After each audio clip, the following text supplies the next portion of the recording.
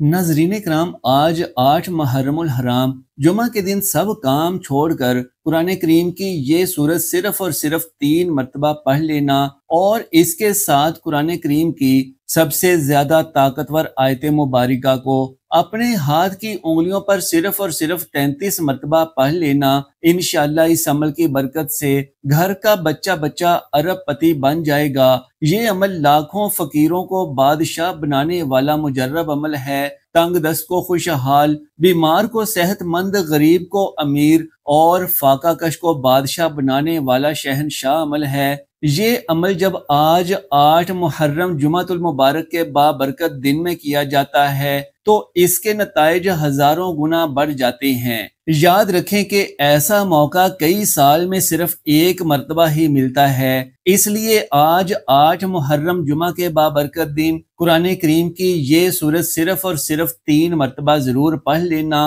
اور اس کے ساتھ قرآن کریم کی یہ آیت مبارکہ لازمی 33 مرتبہ پڑھ لینا۔ ناظرین کرام، یہ وظیفہ بہت زیادہ طاقتور اور مجرب وظیفہ ہے اور یہ جمعہ کے دن کا سب سے خاص عمل ہے۔ آج کے دن جو شخص بھی قرآن کریم کی یہ سورہ مبارکہ صرف اور صرف 3 مرتبہ پڑھ لے گا تو اللہ تبارک و تعالیٰ اس شخص کے مال میں اتنی برکت ڈال دے گا کہ وہ خود بھی حیران رہ جائے گا۔ اللہ پاک اس شخص کو غیب سے روزی عطا فرمائے گا، غیب سے رزق ملے گا۔ قرآن پاک کی تقدیروں کو بدلنے والی یہ مبارک سورت بے حد برکتوں والی سورہ مبارکہ ہے۔ اللہ تبارک و تعالیٰ نے اس سورہ مبارکہ میں بہت زیادہ برکت اور شفا رکھی ہے۔ بس آپ نے 8 محرم الحرام جمعہ کے بڑے دن یہ قرآن کریم کی سورت صرف اور صرف 3 مرتبہ پڑھ لینی ہے۔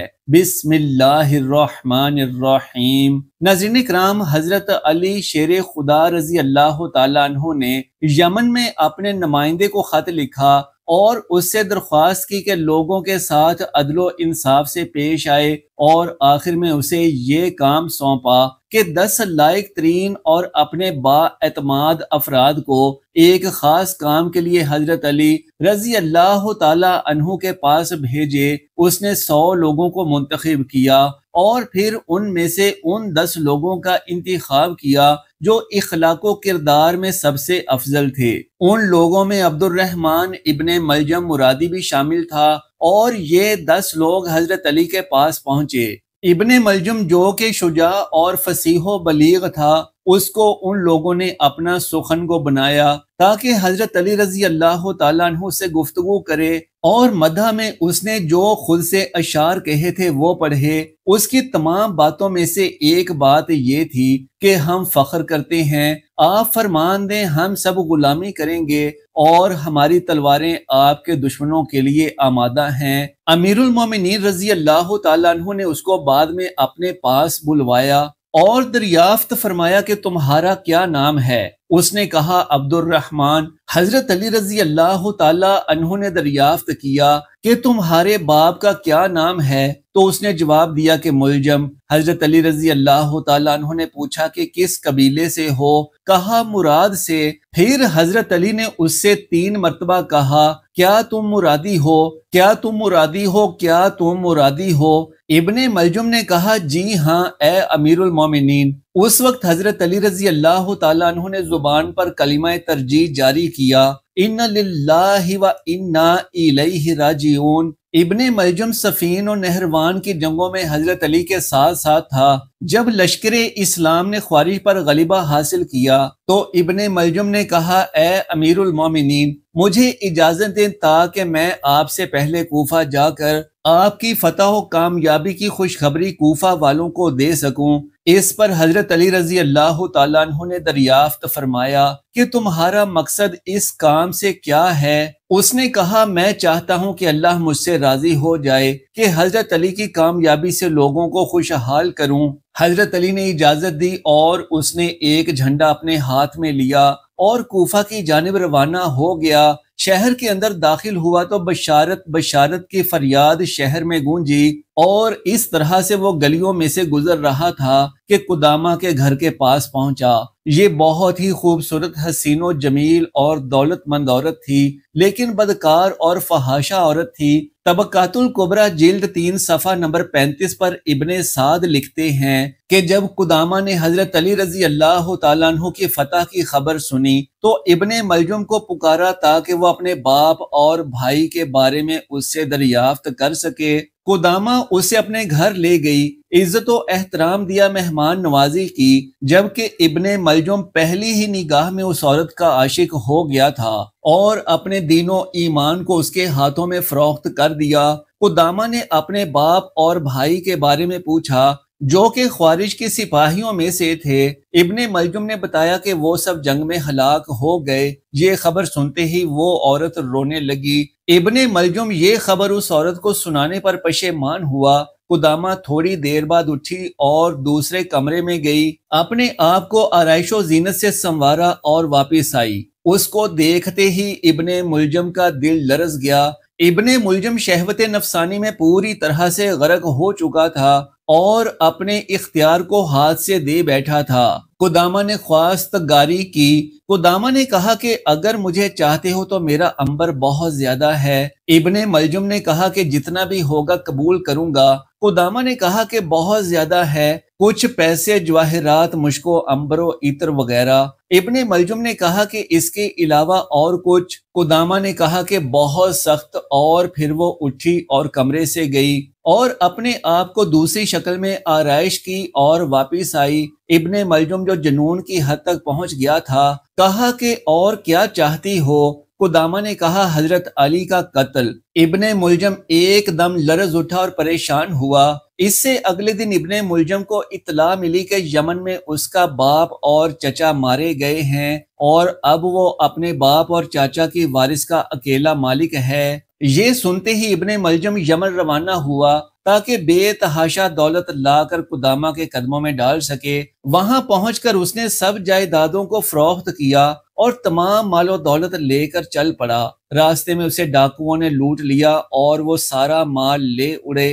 ابن ملجم جنگل میں سرگرداں تھا، لیکن تھوڑی دیر بعد ایک قافلے سے جا ملا اور ان کے ساتھ ہم سفر ہو گیا۔ وہ اس قافلے میں 2 لوگوں کا دوست بن گیا۔ ان دونوں کا تعلق خوارج سے تھا۔ ان لوگوں نے کہا کہ ہم نے عہد کیا ہے کہ ہم علی، معاویہ اور عمر العاص کو قتل کریں گے۔ اس گروہ کا یہ نظریہ تھا کہ یہ تینوں مسلمانوں کے درمیان اختلاف کا سبب ہیں۔ چنانچہ عبد الرحمن ان لوگوں کی باتوں میں آ گیا، کیونکہ اس نے سوچا کہ اگر وہ ان لوگوں کی بات مان لے تو اسے قدامہ کی خوبصورتی میسر آ سکتی ہے۔ یوں اس نے قبول کیا کہ وہ حضرت علی کو شہید کرے گا۔ وہ کوفہ پہنچا اور سیدھا قدامہ کے گھر گیا۔ یہ فحاشہ اور خود فروش عورت اس کے لیے شراب لائی، اسے اپنے حسن و جمال سے خوب لبھایا اور حضرت علی رضی اللہ تعالیٰ عنہ کو قتل کرنے کے لیے ابھارا۔ مسجد کوفہ میں داماد رسول اللہ صلی اللہ علیہ وآلہ وسلم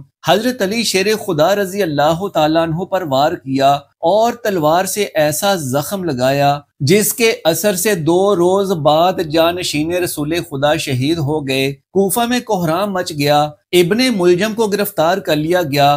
حضرت حسن رضی اللہ تعالیٰ عنہ اپنے والد محترم حضرت علی رضی اللہ تعالیٰ عنہ کی میت کو نجف اشرف میں دفنا کر کوفہ واپس آئے تو حضرت علی سے پیار کرنے والوں نے حضرت امام حسن رضی اللہ تعالیٰ عنہ کو منبر پر بیٹھ کر خطبہ دینے کے لیے کہا۔ حضرت امام حسن رضی اللہ تعالیٰ عنہ منبر پر تشریف فرما ہوئے اور امام صاحب اس قدر غمگین تھے کہ آپ سے بولا بھی نہیں جا رہا تھا۔ حضرت امام حسن رضی اللہ تعالیٰ عنہ کچھ دیر بعد جب تھوڑے سے پرسکون ہوئے تو آپ رضی اللہ تعالیٰ عنہ نے کھڑے ہو کر بڑے جوش سے ایک خطبہ دیا۔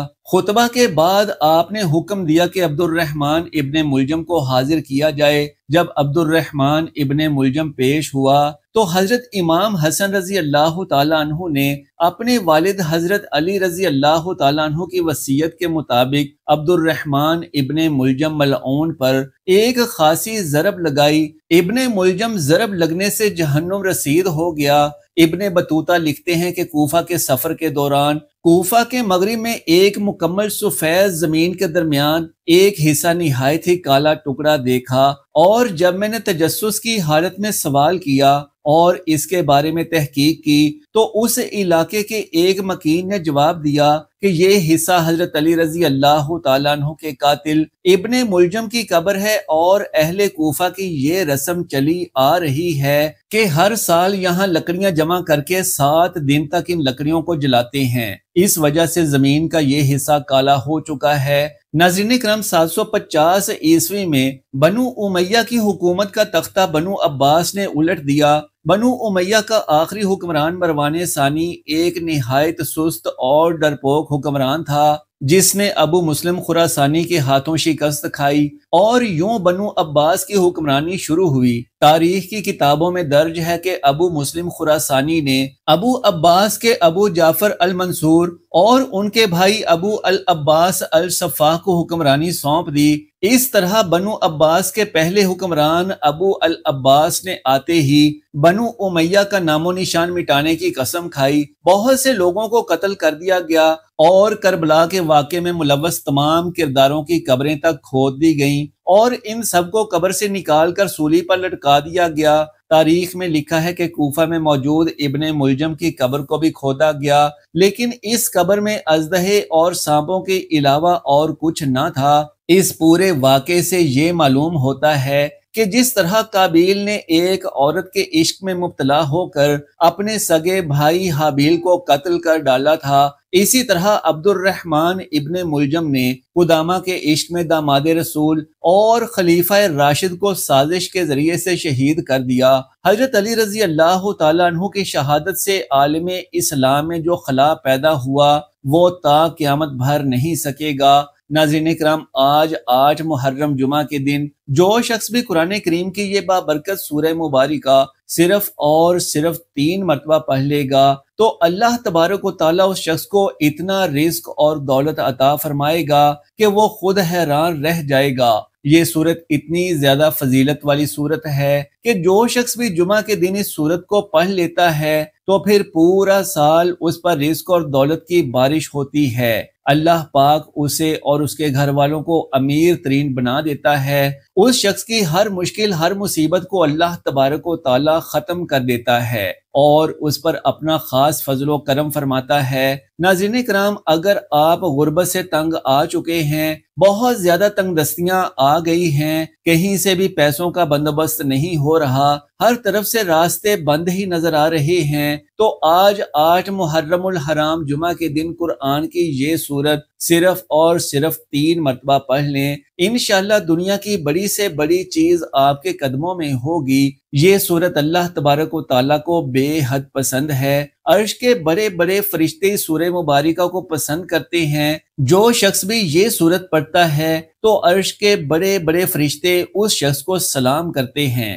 اللہ ایسے انسان سے راضی ہو جاتا ہے اور اس کی بخشش و مغفرت فرما دیتا ہے۔ ناظرین کرام، اب آپ کو یہ بھی بتاتے ہیں کہ وہ کون سی بابرکت صورت ہے اور آج کے اس بابرکت عمل کو، بابرکت وظیفے کو آپ نے کس طرح سے کرنا ہے۔ جان لیجئے کہ آپ یہ عمل جمعہ کے دن کسی بھی وقت کر سکتے ہیں۔ آپ چاہیں تو جمعہ کے نماز سے پہلے اس عمل کو کر لیں اور چاہیں تو نماز کے بعد اس وظیفے کو کر لیں، یعنی کوئی بھی مخصوص وقت اس کے لیے درکار نہیں ہے۔ آپ نے سب سے پہلے باوضو ہو جانا ہے اور اس کے بعد کسی پاک جگہ پر مصلی بچھا کر بیٹھ جانا ہے۔ سب سے پہلے آپ نے نبی کریم صلی اللہ علیہ وآلہ وسلم پر درود و سلام بھیجنا ہے۔ آپ نے سب سے پہلے 7 مرتبہ درود ابراہیمی پڑھنا ہے، یعنی جو درود نماز میں پڑھا جاتا ہے، آپ نے سب سے پہلے وہی درود 7 مرتبہ پڑھ لینا ہے۔ 1 مرتبہ ثواب کی نیت سے ہمارے ساتھ بھی پڑھ لیجئے۔